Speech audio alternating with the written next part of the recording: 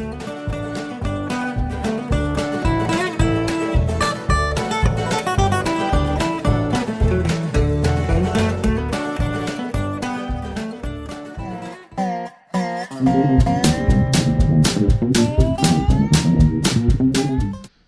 guys, welcome back.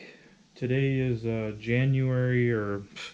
February 12th, I think, and today we are not working on the Suicide Awareness H, but we are working on a H4 Magneto for Connor over at ThisOldFarm's Cushing H, I believe. They had it set up to run a kind of like a distributor, which a lot of people do, but I've had a lot of questions about the H4 Magneto and what common problems there are with them that we see when we are in Rudy's shop and are doing rebuilds.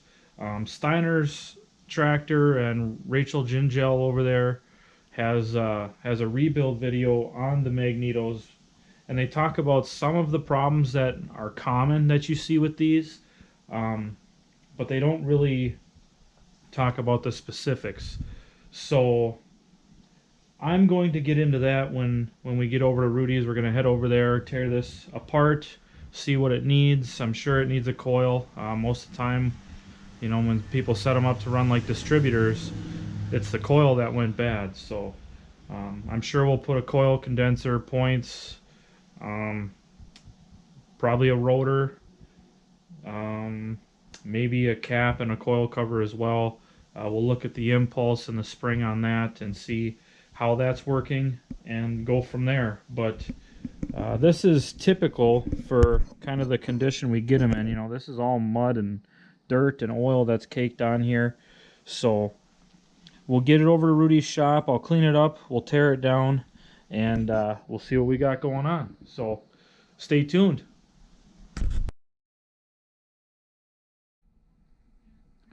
Okay guys, we're here in Rudy's shop. We've got the Magneto completely tore down.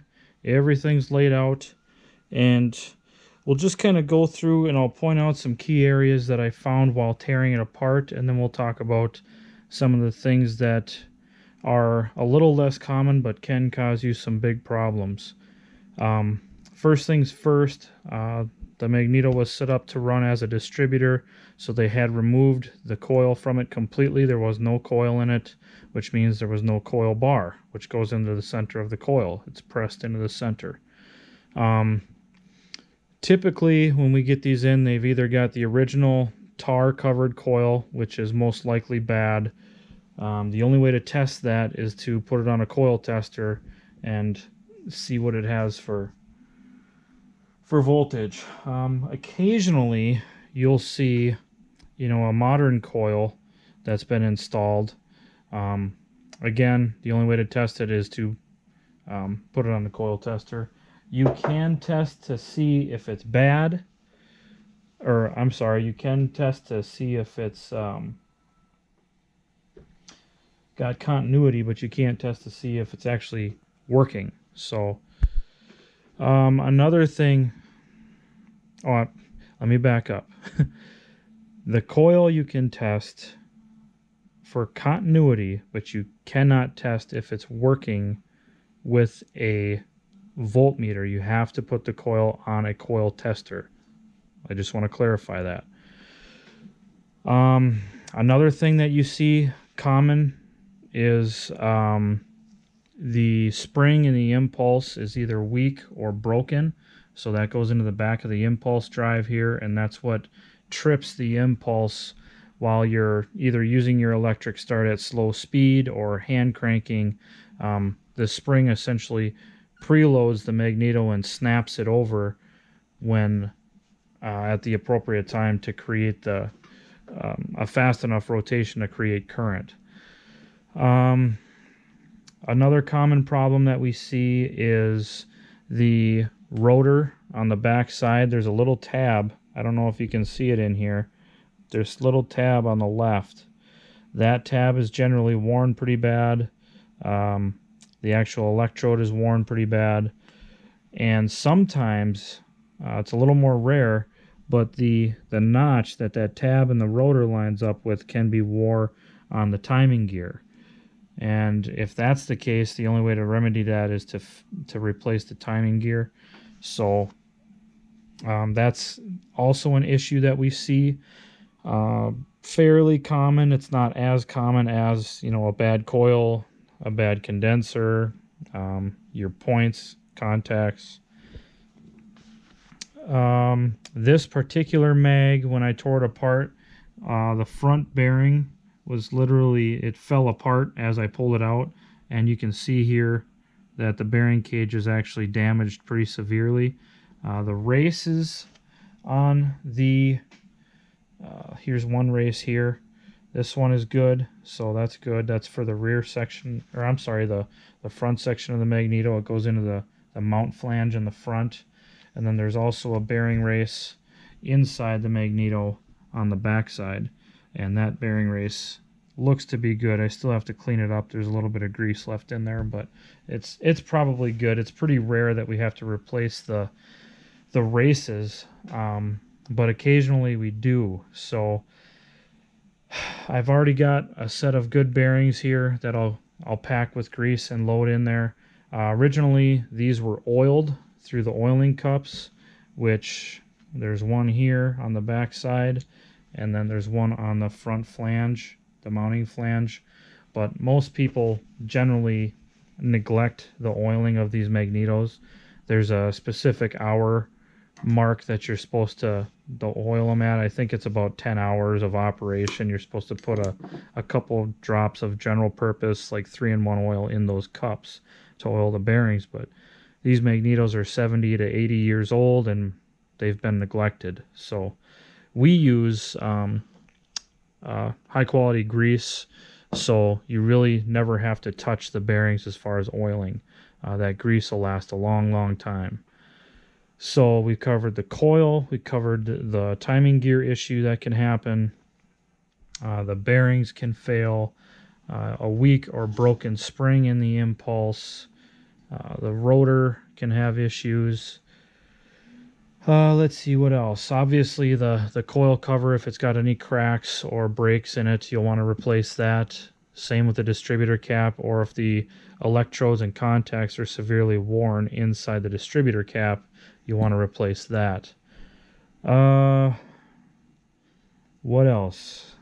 The impulse itself. Now, this can wear in a couple spots. These impulse dogs, which are these levers that swing out when it's at slow rotation for like when you're hand cranking, or when you're using your electric starter, especially with a 6-volt system, you'll hear this. Sometimes 12 volt will spin the engine over fast enough to where the impulse doesn't engage. But a lot of times these impulse dogs will wear on the catching surfaces, and it won't allow the impulse to catch on this pin, which is what preloads the spring. So these impulse dogs, expand out, and they catch on this impulse pin. That causes the actual rotating assembly and magnet to stay stationary, and then the impulse drive rotates and preloads the spring, and then when it gets to a certain tension, it trips, and that flings the rotating assembly over.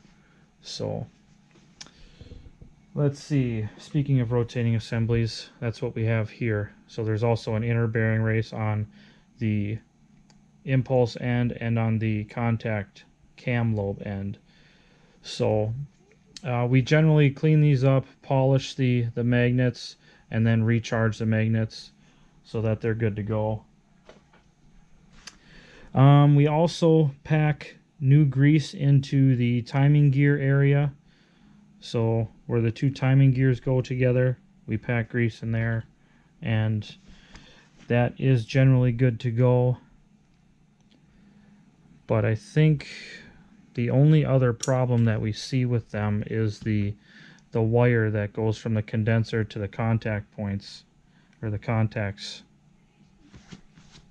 down in here, sometimes can be broken.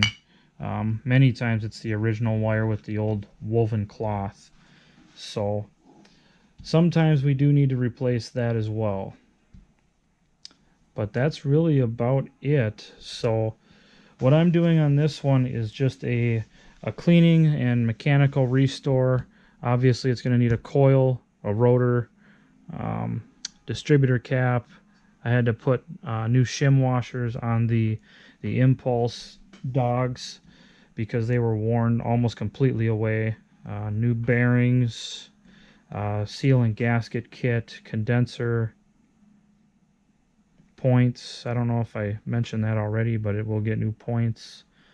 And then it'll go on the test bench. So these are just a few, or what I would say all of the common and not so common problems that we do find with these magnetos. So very good magnetos. H4s are really good magnetos. You find them on all the letter series Farmalls.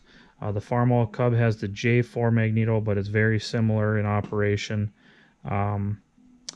Just a great magneto, very kind of maintenance free as long as they're kept in good condition. So we'll go ahead and get this thing back together and put it on the test bench.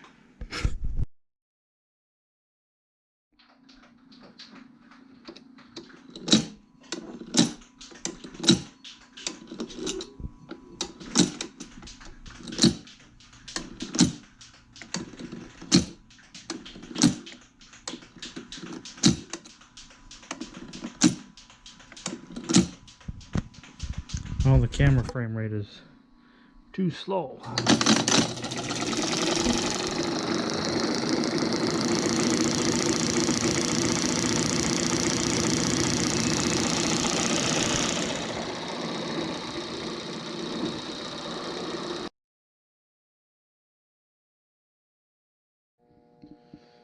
Okay guys, we're back in my shop now, and we've got the mag all done. I've got a new gasket for Connor, and he also needed 2 of 4 plug wires and a new coil wire. So once again, the issues that usually come up with these are a weak or broken impulse spring. The drive dogs for the impulse can be worn, or the pin inside the mount flange can be worn. The coils are usually the original coils, and typically the tar is melted off of them and they're bad.